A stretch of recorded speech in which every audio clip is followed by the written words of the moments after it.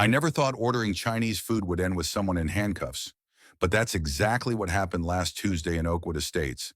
I was watching from my front lawn as Mrs. Patricia Wilson, our HOA president, who everyone calls Karen behind her back, stood at our community entrance blocking a delivery driver's car with her golf cart. She was waving her infamous clipboard and shouting about community standards, while the poor guy recorded the whole thing on his phone, looking completely bewildered. Fast food delivery isn't HOA approved, she yelled, her voice carrying across the entire cul-de-sac. The driver, a young guy probably working his way through college, kept trying to explain he just needed to drop off an order. "Ma'am, I'm just doing my job. The customer is waiting for their dinner," he said, maintaining remarkable composure. Karen adjusted her bathrobe, which he had apparently rushed out in, and stepped closer to his window. "I don't care who's waiting. You're soliciting in a no solicitation zone." 10 minutes later, she was the one being escorted to a police cruiser, hands behind her back. I still got my orange chicken, though it was lukewarm by then worth it. It all started after I got home from a 12-hour shift at the hospital. I'm a radiologist and Tuesdays are my long days, too exhausted to cook. I'd ordered from Golden Dragon, my go-to place when I need comfort food. I was looking forward to vegging out in front of the TV with some kung pao chicken and fried rice. When my phone rang, it was an unfamiliar number, but I answered anyway, thinking it might be the hospital. "Hi, this is Raj from DoorDash. I have your order, but there's a lady at the entrance of your community who won't let me in. She says food deliveries aren't allowed. Can you maybe come to the gate?" His voice was a mixture of confusion and frustration. I sighed already, knowing exactly who was causing the problem. "Let me guess, middle-aged woman, short blonde hair, holding a clipboard, possibly wearing something with too many sequins?" "Yes, exactly. She's blocking the road with a golf cart and won't move." Raj confirmed. I grabbed my keys and neighborhood ID badge. "I'll be right there. Just stay put and try not to engage with her." That's Karen, our HOA president. She thinks she owns the place. By the time I reached our gated entrance, the situation had escalated considerably. Karen had positioned her custom golf cart, a ridiculous thing, decked out with pink accents and property standards. Enforcement hand-painted on the side diagonally across the visitor lane. Raj's sedan was stopped in front of it, and Karen was standing beside his window, wagging her finger as if scolding a child. "Excuse me," I called out as I approached. "What seems to be the problem here?" Karen whirled around, her face lighting up at finding another target for her tirade. "Dr. Matthews' perfect timing. I was just explaining to this young man that we have rules in Oakwood Estates. Food deliveries aren't permitted after 7 p.m. It's in the bylaws. It absolutely wasn't in the bylaws. I had read them thoroughly before purchasing my home 2 years ago, and there was nothing about delivery restrictions.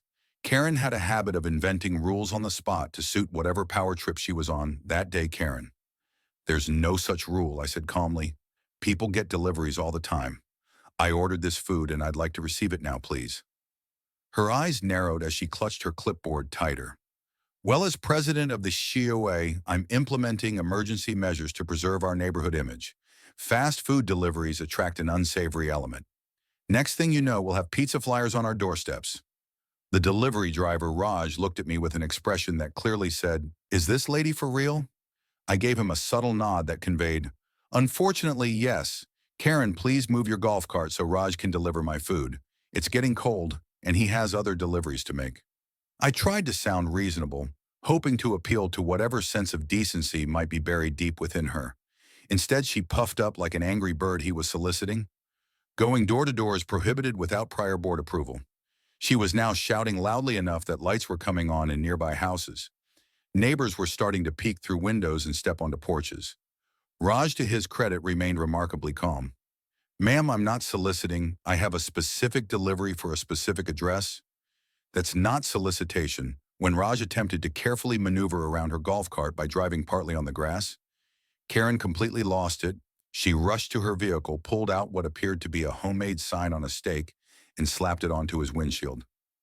The sign, clearly made in a hurry with a Sharpie marker, read, "No Eno Delivery Zone," in aggressive all caps. "That's it, I'm calling the police," she declared, pulling out her phone dramatically. "We have a suspicious vehicle refusing to leave private property." At this point, my neighbor Tom had wandered over to see what the commotion was about. "Not again," he muttered to me. She did this to my pizza guy last month as we waited for the police to arrive. Karen stood guard by her golf cart, occasionally taking photos of Roger's license plate and making notes on her clipboard as if documenting a major crime scene. When two patrol cars pulled up about 15 minutes later, she practically sprinted over to them officers. "Thank goodness you're here," she gushed, flashing her HOA president badge as if it carried some kind of law enforcement authority. "This person has been trespassing and refusing to leave our private community. I've asked him repeatedly to go, but he's being belligerent." The officers, one older man and a younger woman, approached with professional caution. The female officer spoke first. "Ma'am, we received a call about a suspicious vehicle. Can you explain the situation?" Karen launched into her version of events, speaking rapidly and gesturing wildly. Meanwhile, the male officer walked over to speak with Raj, who calmly explained that he was simply trying to deliver an order. "I have the delivery details right here on my phone," Raj said, showing the officer his app. "And I've been recording the interaction because the lady was being aggressive." The officer reviewed the footage, his expression growing increasingly concerned. He called his partner over, and they watched it together. By this point, several more neighbors had gathered, including Martha from 3 doors down.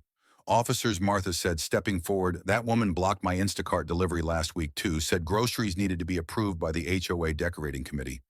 First, my ice cream melted before I could get it." The officers exchanged glances, and the female officer pulled out her notepad. But instead of approaching Raj, she walked toward Karen, who was still ranting about property values and community standards. "Ma'am," the officer said firmly, "may I see your identification, please?" Karen's smug expression faltered. "My identification? But I'm the victim here. I'm the HOA president. Being an HOA president doesn't give you the authority to detain delivery drivers or block public access." The officer explained patiently, "Based on the video evidence and witness statements, you've been impeding a legitimate business operation and making false reports to emergency services." Karen's face went from confident to confused to outraged in the span of about 3 seconds. "This is ridiculous. I'm protecting our community. Do you know how much these houses cost? We can't have just anyone driving through." The male officer stepped forward. "Ma'am, delivery drivers have a legal right to fulfill their services. You've been illegally detaining this young man and preventing him from doing his job. Additionally, you've misused emergency services by reporting a false incident as the reality of the situation dawned on her." Karen attempted one last power play. "I want to speak to your supervisor. I play golf with the police chief's wife." The officers remained unmoved. "Mrs. Wilson, please turn around and place your hands behind your back." The look of absolute shock on Karen's face as the handcuffs clicked into place was something I'll never forget. Her precious clipboard clattered to the ground, pages of violations scattering in the evening breeze. "Patricia Wilson, you're being arrested for false reporting of a crime, harassment, and obstruction," the female officer recited. "You have the right to remain silent." As they led Karen to the patrol car, she kept looking back at the gathered neighbors, seemingly unable to comprehend that her reign of clipboard terror had finally come to an end. The male officer helped move her golf cart, and Raj was finally able to deliver my now room-temperature Chinese food. "I'm really sorry about the delay," he said as he handed me the bag. "I've never experienced anything like that before." I gave him a substantial tip and thanked him for his patience. Trust me, neither have most normal people. 3 days later, I received an email from the HOA board apologizing for the unfortunate incident and stating that Karen had overstepped her responsibilities as board president, according to Tom, who serves as the board treasurer. This wasn't Karen's first offense, just the first time someone had actually held her accountable. The charges against Karen ended up being quite serious. The judge sentenced her to 2 years of probation, a $5,000 fine, mandatory community service, and she was permanently banned from serving on any HOA board in the county. When the sentence was read, she gasped so loudly the courtroom staff asked if she needed medical assistance. "This will ruin my reputation," she cried, clutching her designer handbag. The judge simply replied, "Perhaps you should have considered that before impersonating law enforcement on your golf cart, Mrs. Wilson."